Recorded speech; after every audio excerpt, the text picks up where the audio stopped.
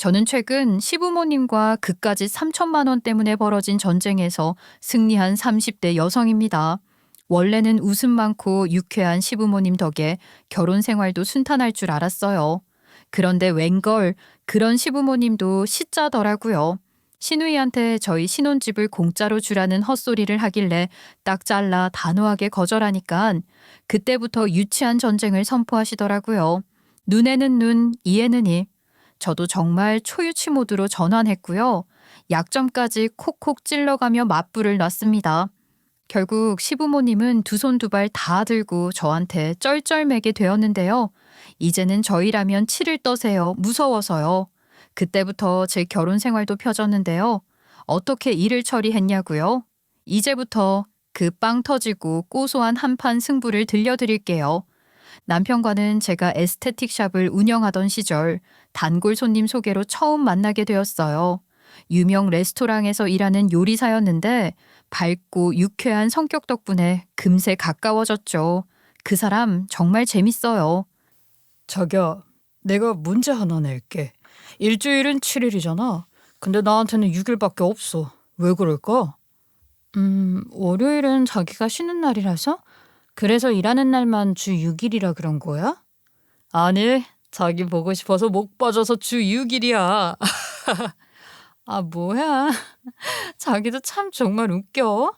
남자친구는 정말 유쾌한 사람이에요. 그래서 만나면 늘 즐겁고 재밌고 이야기가 끝이 없었고요. 성격만 좋은 게 아니에요. 키도 크고요. 비율이 좋아서 멀리서 보면 연예인 같아요.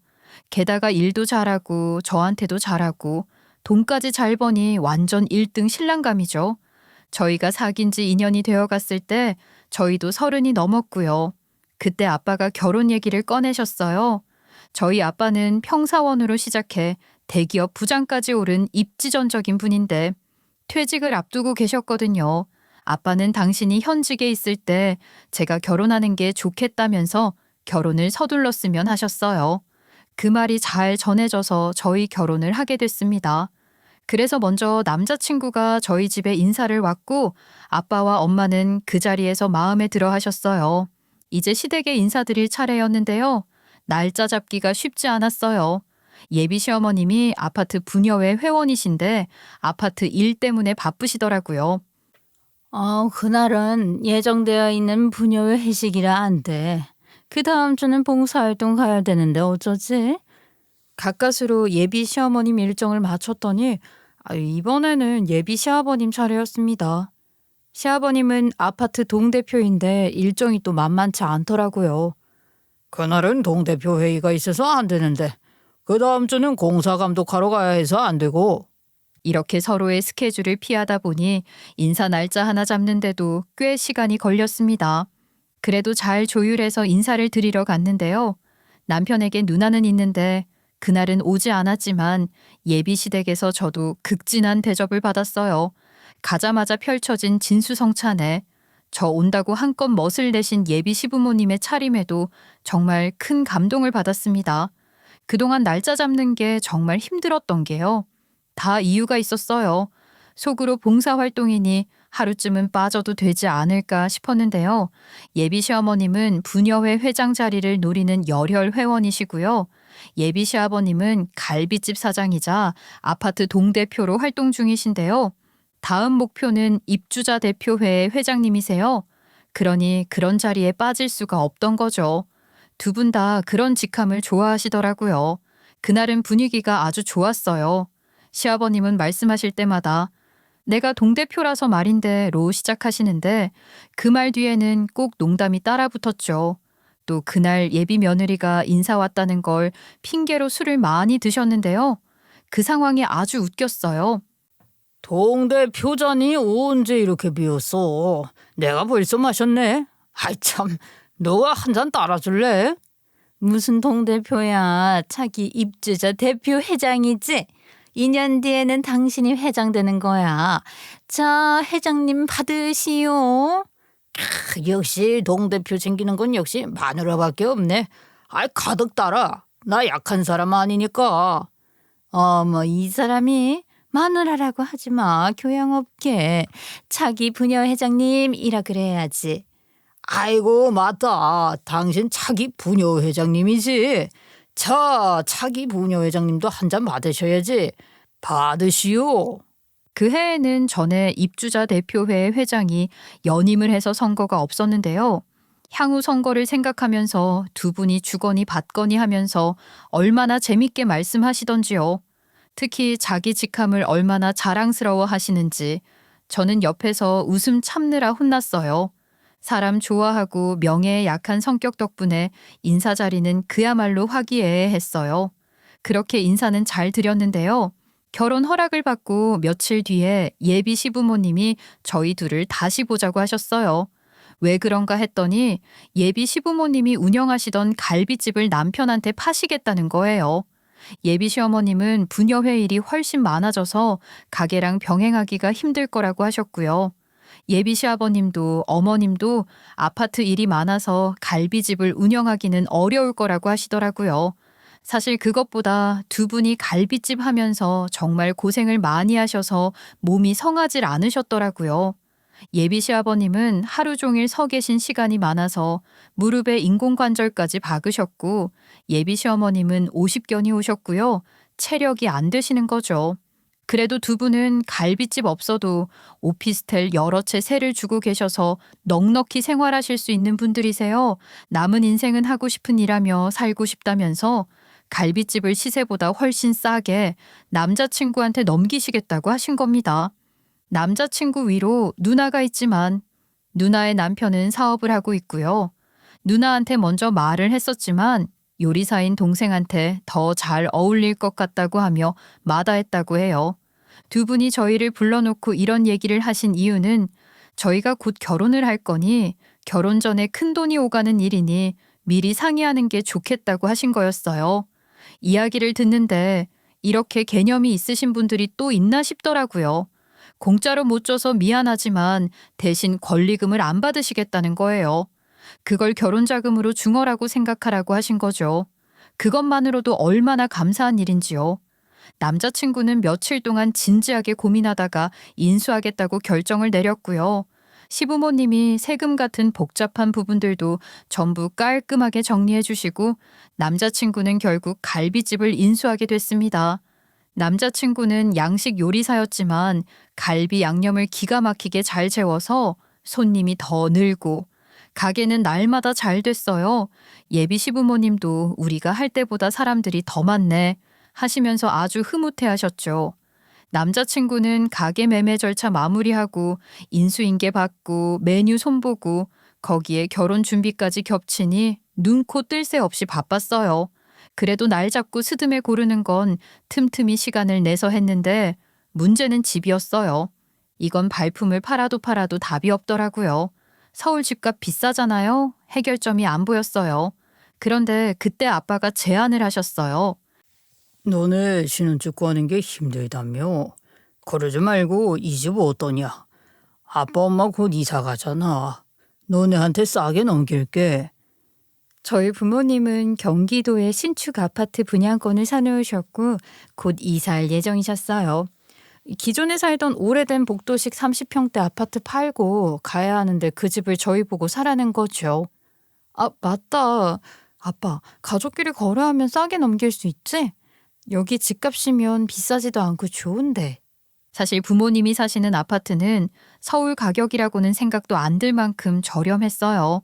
그런데 남자친구는 이미 갈비집 인수하는데 돈을 다 써서 여유가 없었고 제가 모아둔 돈으로는 부모님이 주시는 집을 살 수 있겠더라고요. 그래서 부모님이 저희랑 같이 부동산에 가서 정식으로 매매 계약을 했습니다. 가족끼리 거래라 시세보다 조금 저렴하게 해주시긴 했지만 절차는 전부 법대로 밟으신 거죠.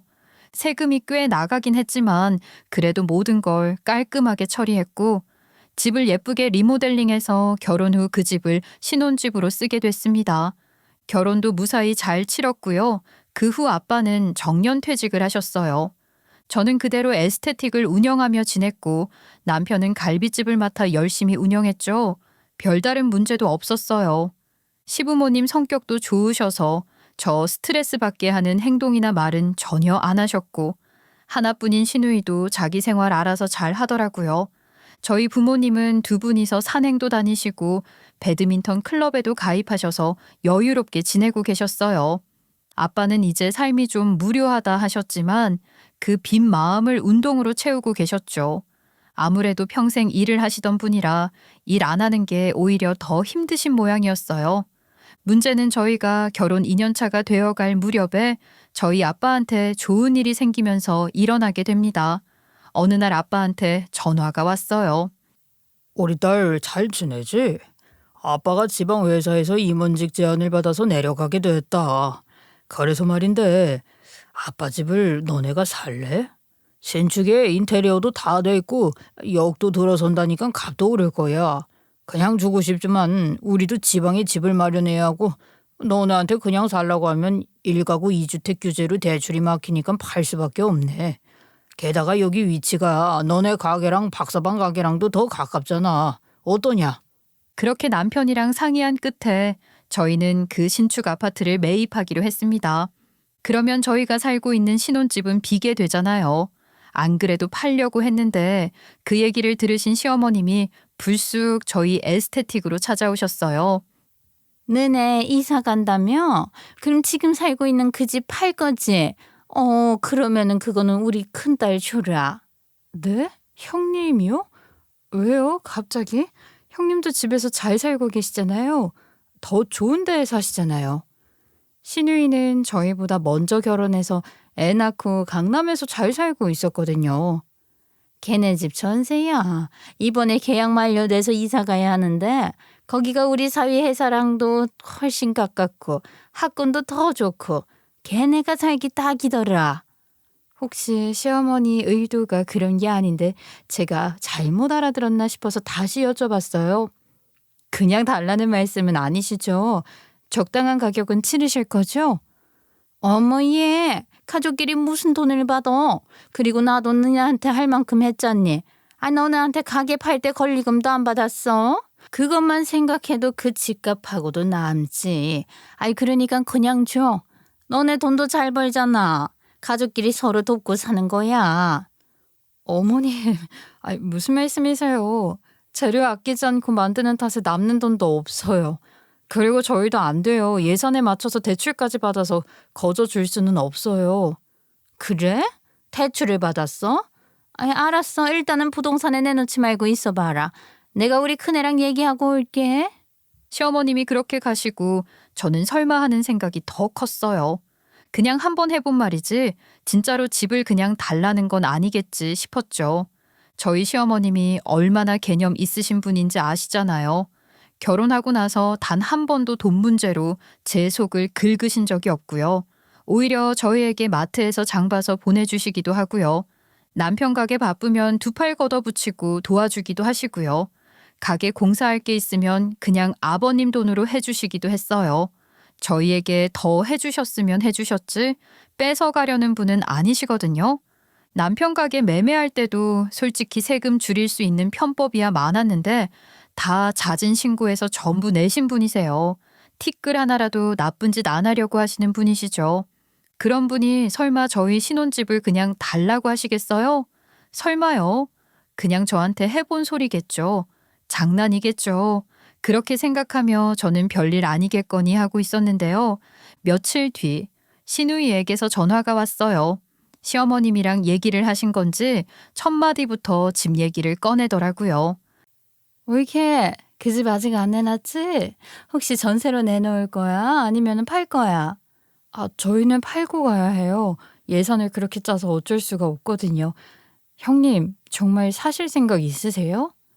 그럼 살 생각 있어. 올케가 그 동네 산다고 했을 때부터 우리가 눈여겨봤거든. 올케네 집을 사는 게 좋은 게 리모델링이 최신식으로 싹 돼 있잖아? 다른 집 사는 것보다 올케네 집 사는 게 우리한테 훨씬 좋지. 나도 부동산 앱으로 시세 대충 알아봤어. 그러니까 우린 가족이니까 시세에서 1억 정도만 깎아주라. 네? 얼마요? 1억이요? 1,000만 원이 아니라 1억이요? 정말로 잘못 들은 줄 알았어요. 그런데 신우이는 아주 태연하게 이어서 말을 하더라고요. 1억.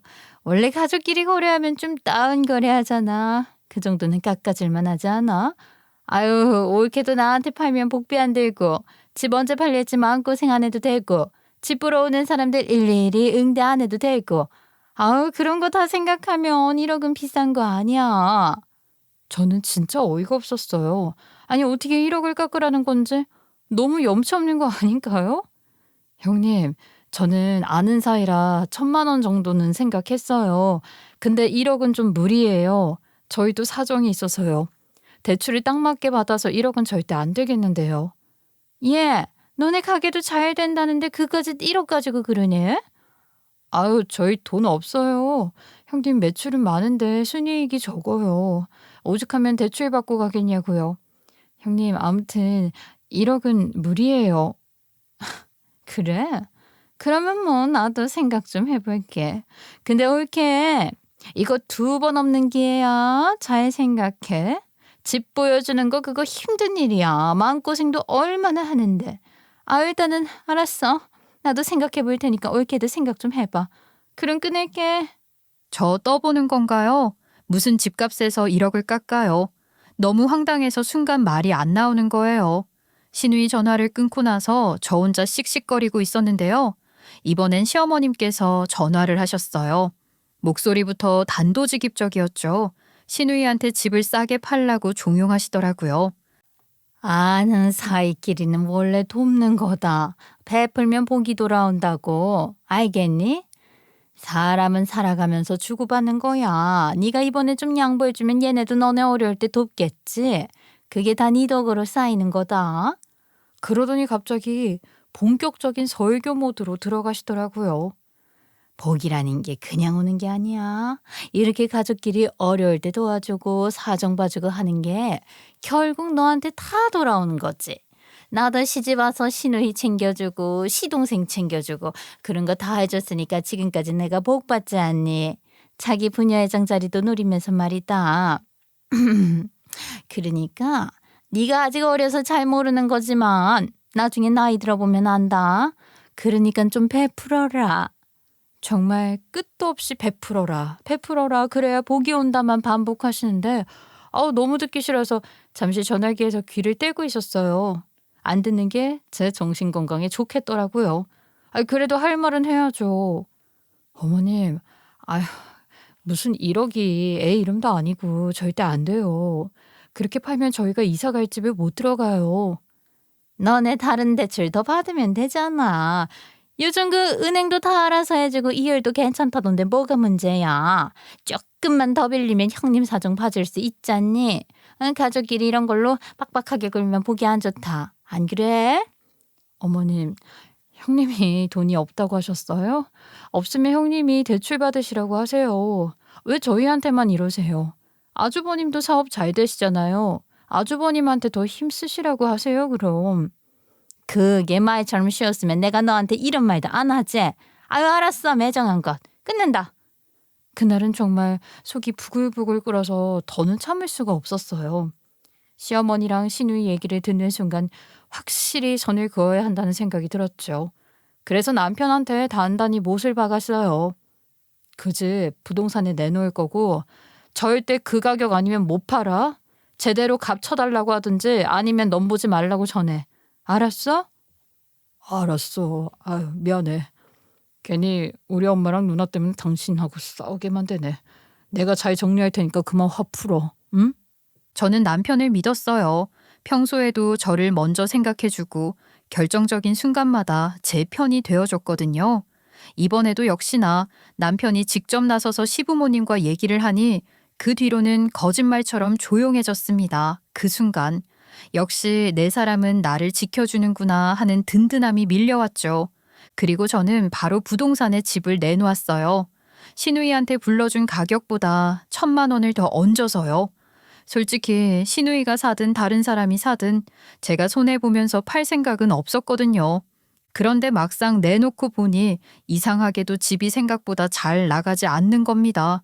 처음엔 시간 문제겠지 했는데 몇 주가 지나도 전화 한 통 발길 한 번 없으니 마음이 조금씩 불안해졌죠. 저희도 이사 날짜가 다가오는데 어떻게든 팔아야 될 것 아니에요. 결국 부동산과 상의 끝에 어쩔 수 없이 그 1,000만 원을 다시 깎아서 내놨습니다. 거래를 성사시키기 위해선 그게 현실적인 선택이었어요. 그런데 그걸 어떻게 알았는지 신우이가 마치 옆에서 엿듣고 있다가 타이밍만 기다린 사람처럼 득달같이 전화를 해왔어요. 받자마자 목소리가 평소보다 한 톤 낮아져 있더라고요. 처음에는 미안하다고 했습니다. 자기가 너무 무리한 말을 했다면서 너무 많이 깎아달라고 했던 것 같다고요. 말하는 내내 한숨을 쉬고 말끝을 애매하게 흐리길래 그래 이제 좀 현실적인 얘기를 하려나 보다 싶었죠. 그런데 웬걸 그건 잠깐이었고 곧바로 목소리에 힘이 들어가더니 본색을 드러내기 시작했습니다. 그럼 5천만 원만 깎아줘. 부동산에서도 1,000만 원 깎아서 올려놨던데 이 정도면 괜찮잖아. 우리가 사정이 있어서 그래. 그 사람 사업 접었거든. 그래서 대출이 잘 안 나와. 지금 사는 집은 집값이 너무 올라서 전세금이 확 올랐고. 아유, 우리 사정도 좀 봐주라 올게. 형님, 근데 저희도 진짜 어려워요. 정당한 값을 주고 사세요. 저희도 여유가 있는 사람들이 아니잖아요. 사정 봐드려서 지금 올려놓은 값에서 1,000만 원 더 깎아 드릴 테니까 그 가격 아니면 말씀하지 마세요. 뭐? 겨우 2천? 아유, 옳게. 빡빡하다. 그냥 좀 깎아주면 되지. 결국 깎아주게 되어 있어. 아우, 일단 좀 끊어봐. 그러더니 신우이가 전화를 끊고 시어머님께 전화를 했는지 어머님이 바로 또 저에게 전화를 하셨어요. 예, 3천밖에 차이 안 나는데 그것도 못 깎아주니? 내가 너네한테 얼마나 많은 돈을 줬는데? 아유, 어머님, 형님 결혼하실 때 2억 주셨다고 하셨잖아요. 저희한테는 가게 권리금 깎아주셨잖아요. 그럼 그 돈이 그 돈이에요. 형님하고 똑같이 주신 거라고요. 근데 지금 그걸 명분 삼아서 깎아달라고 하시면 그건 줬다 뺏는 거예요. 왜 한 입으로 두 말씀을 하세요? 그러더니 어머님도 할 말을 잃으셨는지 말을 멈추시더라고요. 저는 잠시 숨을 고르고 더 분명하게 말씀드렸습니다. 그리고 신혼집은 제 돈으로 산 거예요. 오로지 제가 모은 제 돈으로 산 거니까 명의도 제 이름인 거고요. 새로 이사갈 집은 남편이랑 같이 모아서 산 거라 공동명의 당연히 할 거고 가게도 남편이 모은 돈으로 산 거니까 남편 소유잖아요. 근데 권리금 깎아준 걸 왜 저한테 준 것처럼 말씀하시면서 자꾸 돈 얘기를 하세요. 그건 어머님이 아들에게 깎아주신 거지 저한테 주신 게 아니잖아요. 시어머님의 첫인상과는 정말 너무 다르게 일을 처리하시더라고요. 처음엔 쿨하고 유쾌한 분인 줄만 알았어요. 농담도 잘하시고 분위기 흐리지 않는 성격이라 시집살이 같은 건 없겠구나 하고 안심했었죠. 그런데 막상 이해관계가 얽히니까 그 모습이 온데간데 없고 완전 억지와 고집으로 밀어붙이시는 거예요. 그 순간 이게 진짜 모습인가 싶었습니다. 아니 거기가 3천 가지고 이렇게 싸우는 것도 웃긴다 얘. 그거 없이도 너네 살 수 있잖아. 근데 얘네는 아니라고. 어머님 그까지 3천이 아니에요. 그 3천이면 중형차 한 대를 살 수 있는 돈이라고요. 그 정도 돈이면 우리 가족이 몇 달은 생활비 걱정 없이 살 수 있고 이사 비용에도 보탬이 될 만큼 큰 돈이에요. 만약 진짜로 어머님 말씀대로 그까짓 것이라면 이렇게 싸우지 말고 그냥 어머님이 주시면 되잖아요. 그랬더니 시어머님이 방금 전까지와는 완전히 다른 톤으로 목소리를 한껏 높이며 악셀을 밟으셨어요. 말끝에 힘이 확 실리면서 이제는 뭐 본격적으로 한마디라도 더 이겨먹겠다는 기세가 확 느껴졌죠. 예, 너 정말 말하는 게 얄밉다. 그렇게 따지고 드는 거 보니까 너 어디서 배운 거니? 그러는 어머님은 왜 자꾸 억지를 부리세요. 2천이면 저도 제 할 도리 다 했다고 생각하는데요. 예, 결국 네가 이기겠니? 내가 이기겠니? 시어머니 내가 이기지? 그 순간부터 저와 시어머님은 서로 한마디라도 더 지려고 하지 않는 유치한 말싸움을 주고받기 시작했어요. 마치 초등학생들처럼 네가 이기나 내가 이기나 보자 식으로 팽팽하게 맞섰죠. 속으로는 자기 주머니에서 나가는 돈은 그렇게 싫은가 보네 하는 생각이 들었지만 굳이 입 밖으로는 안 꺼냈습니다. 대신 말끝에 힘을 더 주면서 시어머님의 기세를 꺾어보겠다는 마음으로 맞받아쳤죠. 아이고, 뭘 하시려고요? 한번 해보세요. 뭘 하실 건데요? 억지 부리셔도 저도 끄떡 없어요. 과연 누가 이길지 저도 진짜 궁금하네요. 그 말싸움을 끝으로 신기하게도 다시는 집 가지고 전화가 오지 않았어요. 마치 서로 잠시 휴전이라도 한 것처럼 며칠 동안은 조용했죠. 이제 이 문제는 끝났구나 하고 마음을 놓으려던 바로 그때였습니다. 시어머니와 시아버님이 정말 제 상상을 뛰어넘는 기절 초풍할 만한 일들을 하나둘 벌이기 시작한 거예요. 마치 그 3천만 원을 어떻게든 뽑아내겠다는 작정이라도 한 듯 본격적인 돌격을 하시더라고요. 저희 에스테틱에 어머님도 관리받으러 오시거든요. 시부모님도 부모님인데 제가 무슨 돈을 받겠어요? 그래서 어머님은 물론이고 어머님 친구분들까지도 전부 무료로 해드리겠다고 했었어요. 지금 생각해보면 입방정인데요. 그전까지만 해도 친구 한 분 데리고 오신 적이 거의 없으셨는데 집 문제로 감정이 상한 뒤부터는 완전히 달라지셨어요. 마치 작정이라도 한 듯 하루에 꼭 2~3명씩 친구분들 예약을 잡기 시작하신 거예요. 저희가 네이버로 예약을 받는데 거기에 매일 시어머니 성함으로 예약이 뜨는 겁니다. 그런데 단순히 한 분만 오는 게 아니에요. 한 번 오실 때마다 2명에서 3명씩 묶어서 시간대별로 예약을 하고 오시니 하루에만 몇 시간씩 그분들 관리하는 꼴이 되는 거죠. 돈도 못 벌고 이게 무슨 짓이에요. 저희 에스테틱이 아주 잘 되는 것도 아니고 그렇다고 잘 안 되는 것도 아니지만 어머님과 친구분들 예약 때문에 제가 다른 고객들께 양해를 구하고 다른 시간대로 예약을 잡게 되는 상황이 여러 번 되었어요. 하루 이틀도 아니고 매일 이러니까 이건 동네 사람들 다 데리고 오겠다는 생각이 절로 들더라고요. 그래서 어머님께 따로 말씀을 드렸어요. 어머님, 이렇게 예약을 하루에 몰아서 하시면 저 정말 힘들어요. 친구분들은 하루에 나눠서 오시게 하시던지요. 다른 손님 예약 받는 게 너무 힘들잖아요. 예, 네가 내 친구들까지 다 무료로 해주겠다고 했잖아. 너 한 입 가지고 두 말하기야. 순간 제가 한 말을 이렇게 돌려서 쓰는구나 싶더라고요.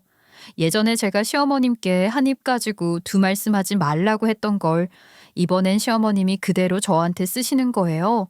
제가 한 말이 부메랑처럼 돌아온 기분이었죠.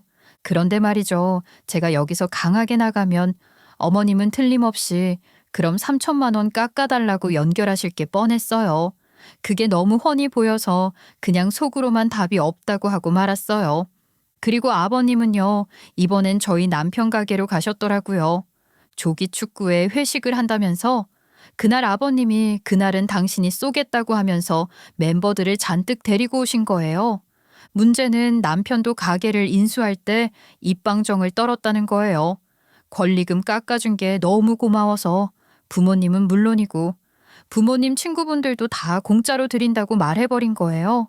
사실 그 전까지는 시부모님이 워낙 염치 있는 분들이라 지인들을 한 번도 데리고 온 적이 없었거든요. 그런데 집 문제로 실랑이가 시작되고부터 분위기가 완전히 달라졌어요.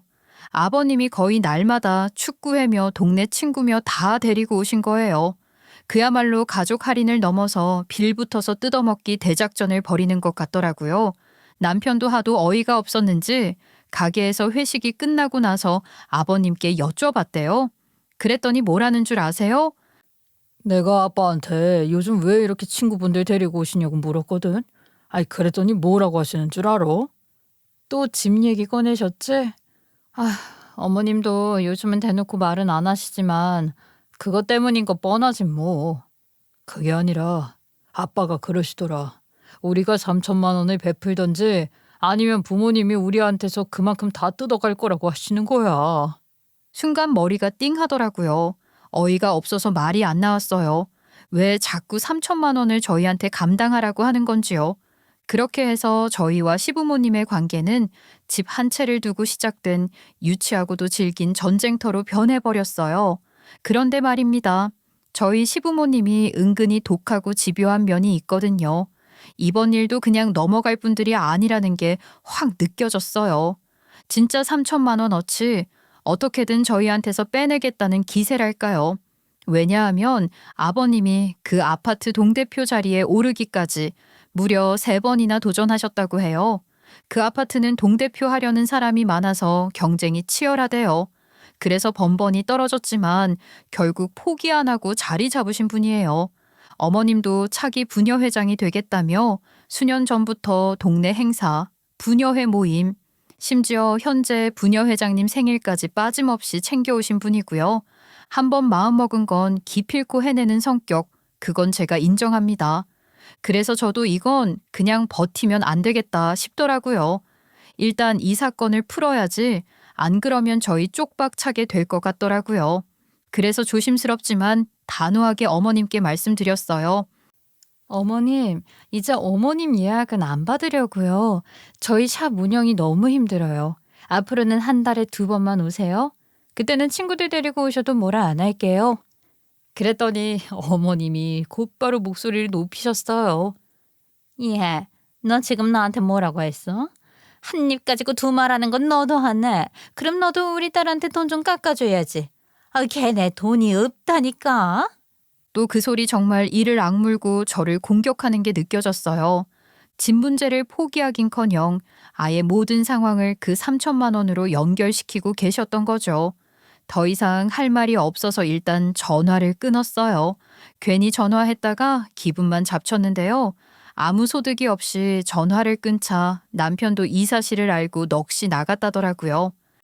에이씨, 우리 그냥 기분 잡치지 말고 3천만 원 깎아주자. 내가 어떻게든 3천은 만들어 올게. 여보, 말이 3천이지 나 이미 형님이라고 2천 깎아주겠다고 했잖아. 그럼 합해서 5천이야. 아니 5천만 원이 어디 땅 파면 나와? 지금 5천 대출 받으면 이자가 얼만 줄 알아? 그게 5천이야? 나는 엄마랑 누나가 자꾸 3천에서 3천인 줄 알았는데. 아우 진짜 어머님 너무 아셔. 왜 막내인 우리한테만 이래? 형님한테 돈을 구하라고 하시지. 또 어머님이 그 돈 내주기는 싫으신가 봐. 내가 어머님한테 그럼 어머님이 3천 주시라 했더니 아주 발끈하시더라니까. 엄마도 돈 없어. 이번에 임대사업자로 등록하면서 세금이 더 늘었대. 재산세, 종부세까지 버는 족족 세금 나가서 한 푼이 아쉬울 거야. 남편이 마지막에 한숨을 쉬더니 한마디 덧붙였어요. 그 갈비집을 괜히 받았어. 그거 주신다고 해서 아주 좋은 감정으로 받았는데 가게 잘 되니까 우리가 떼부자가 된 줄 알고 그러시는 것 같다고. 알고 보면 별거 없잖아. 그게 시작이었나 봐. 그 순간 제 속에서 뭔가가 쿵 하고 치밀어 올랐어요. 답답함이 목구멍까지 차올라 숨이 턱 막히는 기분이었죠. 아무 잘못도 없는 우리가 그저 가족이라는 이름 하나로 이렇게까지 당해야 하는 상황이 너무 억울했거든요. 여보, 우리 무슨 술을 내자. 이대로 3천만 원 뜯기게 생겼잖아. 집값 깎아줘서 뜯기든 아니면 당신 가게나 내 샵에서 서비스로 뜯어가든 결국엔 3천은 가져가실 것 같아. 이렇게 계속 질질 끌려다니면 안 돼. 무슨 좋은 방법 없어? 글쎄. 참. 우리 부모님 2분 다 원래는 정정당당하게 사시는 분들이잖아. 털어도 먼저 안 나는 분들이고. 이번에 임대사업자 등록한 것도 솔직히 안 해도 되는데 괜히 어디 가서 책 잡히기 싫어서 하신 거고. 남편이 한숨을 쉬며 말을 이어갔는데 그 순간 제 머릿속에 전구 하나가 번쩍 켜졌어요. 털어서 먼지 안 나는 사람 없다는 말이 왜 떠오르던지요. 그래요. 눈에는 눈, 이에는 이. 그렇게 당하고만 있으면 안 되죠. 시어머니와 시아버지를 정면으로 공격할 계획을 세웠습니다. 절대 시부모님이 상상할 수 없는 약점이 제 머릿속에 선명하게 그려지기 시작했거든요. 제가 더 이상 당하고만 있지 않겠다고 반드시 공격하겠다고 마음을 단단히 먹은 바로 그날이었어요. 그런데도 시어머니는 변함이 없었습니다. 그날도 어김없이 지인 3명을 데리고 저희 에스테틱 예약을 잡아놓으셨더라고요. 예약창에 줄줄이 적힌 이름을 보는 순간 제 속이 부글부글 끓었죠. 거기다 시아버지는 그날 갈비집에서 더 화끈하게 판을 벌였대요.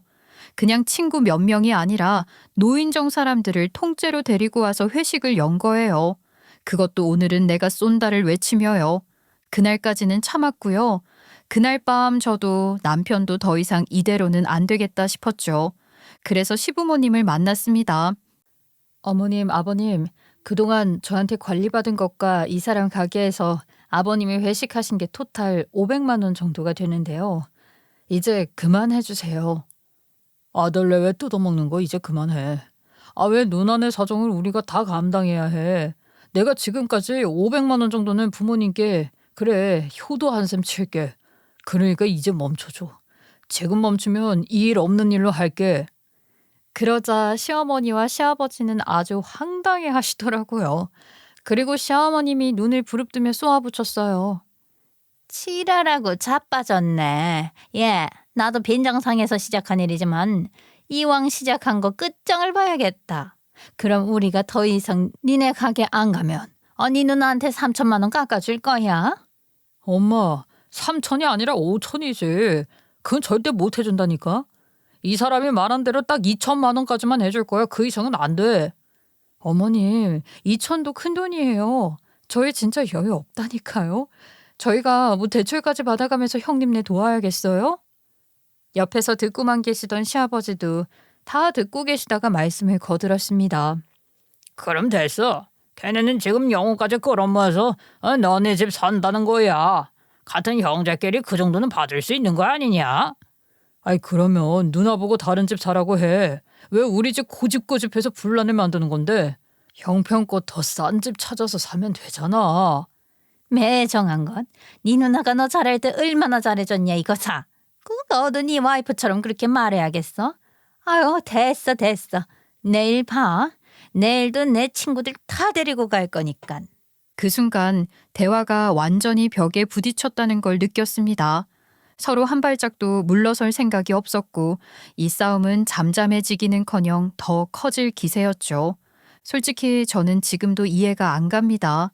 처음에 집을 그냥 달라고 무리한 제안을 한 건 시어머니였는데 왜 저한테 빈정을 상하셨을까요? 상처받아야 할 사람이 있다면 그건 저 아닌가요?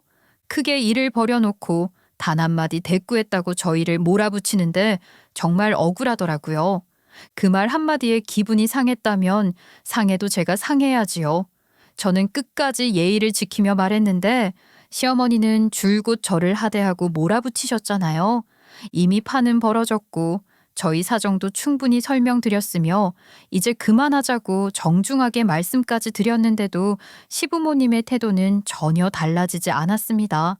그리고 다음 날 시어머니는 마치 네가 뭐라 하든 난 내 할 거 한다는 시위라도 하듯 본인 명의로 뻔뻔하게 예약을 넣었더라고요. 그뿐만 아니라 갈비집에는 시아버님이 관리사무소 직원 5명을 데리고 와 점심 회식을 벌였다고 하더군요. 그 소리를 듣는데 웃음도 안 나오고 한숨만 나왔습니다. 이건 그냥 우연이 아니라 노골적으로 우린 멈출 생각 없다는 선언 같았어요. 그래서 저도 드디어 반격을 시작했습니다.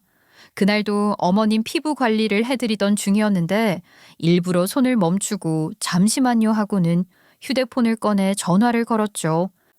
네, 부녀 회장님 안녕하세요. 요즘 평안하시죠? 아파트 쪽은 별 문제 없으시죠? 네, 저희 어머님 잘 부탁드립니다. 차기 부녀회장 자리에 꼭 앉으실 수 있게 도와주세요. 그리고 제가 개인적으로 뵙고 긴밀하게 말씀 나누고 싶은데요. 내일 낮은 어떠세요? 아, 네, 되세요? 그럼 그때 뵙겠습니다.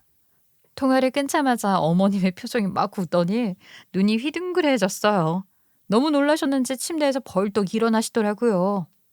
너 왜 우리 부녀 회장님이랑 통화를 하고 또 따로 만나자는 거야? 무슨 일로? 그분 만나기 전에 나한테 먼저 말을 해야지. 용건이 뭐야? 어머님, 곧 부녀회장 선거라면서요. 어머님이 차기 부녀회장이 될 거라고 그러셨잖아요. 근데 지금 부녀회장님도 딸아기 봐주러 이사 가신다면서요? 경쟁자분이 한 분 계시긴 하다면서요. 근데 어머님한테 비리가 있다면 당연히 그분이 당선되는 거죠. 비리? 무슨 비리? 나는 하늘에 한 점 부끄럼 없이 살아온 사람이야. 너 왜 이래? 어머님, 저 다 알아요. 2년 전 소금 대란 때 부녀회에서 사둔 소금 5푸대 중에서 한 푸대 사라진 거요. 그거 어머님이 빼돌린 거 맞죠? 숫자 다 써놨다면서요. 어머님 집에 있는 소금 자루에 2번이라고 적혀 있던데 그게 그때 없어졌던 바로 그 소금이잖아요? 그 말을 듣는 순간 어머님의 얼굴이 굳더니 눈동자가 좌우로 빠르게 흔들리더라고요. 입술이 바짝 말라붙은 채로 아무 말도 못 하시더군요. 그 순간 저는 확신했습니다. 제대로 된 반격이 시작됐다는 걸요. 어머님, 저 사실 아는 것 또 있는데. 지금 부녀회장님 아드님 있잖아요. 결혼한 지 꽤 됐는데 아이가 안 생기는 이유가 아드님이 고자라면서요. 그거 부녀회장님이 어머님한테만 울면서 털어놨다면서요. 근데 어머님은 또 그 얘기를 저한테 하셨고요. 제가 내일 부녀회장님 만나서 이 얘기 꺼내도 괜찮겠죠? 그 말을 하는 순간 시어머니 얼굴이 순식간에 하얗게 질리더니 눈동자가 흔들리며 입술까지 파르르 떨렸어요. 당연하죠. 원래 계획은 부녀회장님이 직을 내려놓으면서 차기 부녀회장 자리를 자연스럽게 시어머니께 넘기는 시나리오였거든요. 시어머니는 그 자리를 수년 전부터 노렸고 거의 따놓은 당상이라고 생각했을 겁니다. 그런데 제가 들이민 이 한 방은 그냥 자리를 놓치는 수준이 아니라 동네에 소문이라도 나면 시어머니는 부녀회장 꿈은커녕 얼굴 들고 살기 힘들어질 게 뻔했죠. 심하면 이사 가야 할 수도 있는 상황이잖아요. 시어머니는 순간 몸이 얼어붙더니 상황 판단이 되셨는지 이내 두 손을 모아 꼭 붙잡고 애원하듯 말했어요. 제발 내일 부녀회장님 만나지 말라고요. 그리고 그 얘기는 밖으로 입도 뻥끗 안 했으면 좋겠다고요. 그래서 저도 앞으로 저희 가게에 발도 들이지 않으시고 아버님도 남편 가게에 손님 데리고 오지 말라고 했더니 시어머니는 연신 고개를 끄덕이며 알았다 알았다를 반복하시고 바로 자리에서 벌떡 일어나 급하게 나가셨습니다. 그 뒷모습이 마치 불난 집에서 서둘러 대피하는 사람 같았어요. 남편한테 전화 걸어서 상황을 보고하니 남편이 한껏 웃으면서 시아버님 쪽도 처리했대요. 남편은 아버님께 이렇게 말했대요. 아빠 그거 알아? 아빠네 아파트 동대표 중에 관리사무소 비품을 하나씩 슬쩍 챙겨가는 사람이 있다더라. 그리고 회의할 때마다 회의비 주잖아. 그래서 회의 시간 뻥튀기 하거나 아예 안 갔는데도 참석했다고 써놓는 경우도 있대. 아빠는 들어본 적 있어? 그 말을 들은 순간 시아버님이 매우 당황해하면서 얼굴이 순간 굳어지더래요. 남편은 여기서 쐐기를 박았대요. 회의 녹취록 들어보면 다 알 건데. 관리사무소 사람들 왔으니까 깨끗한 아파트 운영을 위해서 나도 이야기 한번 해볼까 생각 중이야. 아이 서로 돕고 살아야지. 너 이 자식 그거 어떻게 알았어? 나 딱 2번 했다. 그것도 다른 동대표가 같이 이름 올리자고 해서 한 거야. 아니 나는 하지 말자고 했다고. 아 그게 아빠였어? 아이 나는 다른 사람인 줄 알았지. 그래도 아빠 이런 사건은 관리사무소 직원들도 알아야 하는 거 아니야? 그 순간 아버님 표정이 살짝 굳더니 갑자기 말투가 부드러워지며 오늘은 내가 돈 내고 먹고 갈 거라고 미리 카드를 줬대요. 그리고는 관리사무소 직원분들한테 얘가 우리 아들인데 아들 가게 팔아주러 온 거라고 편하게 다 시키라고 하셨대요. 자기가 사는 거라고요. 그리고 남편한테는 오늘 먹고 가면 내일부터는 안 올 테니까 남편한테 서빙도 하지 말고 다른 사람 시키라고 했다는 겁니다. 아버님이 얼마나 쪼르셨냐면요. 남편이 음식 가지고 다가오려고 하면 아버님이 벌떡 일어나서 받아오고 관리사무소 직원분들 근처에도 못 오게 했다고 해요. 아버님이 쫄았을 생각하면 너무 웃겨요. 결국 그날은 조용히 밥 먹고 싹 빠지는 걸로 끝났다고 해요. 남편 말로는 아버님이 하도 남편 눈치를 봐서 식사도 잘 못하셨다고 해요. 결국 아들한테 한 방 먹이러 왔다가 시아버님이 더 큰 일을 당할 뻔한 거죠. 저는 그 얘기 듣고 빵 터졌어요. 그렇게 의기양양해 하던 시아버님이 쫄아 있는 모습을 상상만 해도 너무 웃겼어요. 이렇게 두 분을 다 같은 방법으로 되갚아주니 속이 다 시원했어요.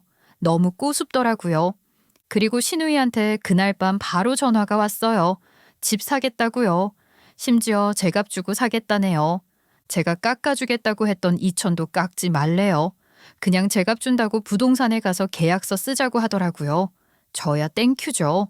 그리고 그날 밤 시부모님도 결국 그동안 저희 샵에서 받으신 관리 비용이랑 남편 가게에서 하셨던 회식비까지 몽땅 정리해서 깔끔하게 처리해 주셨어요.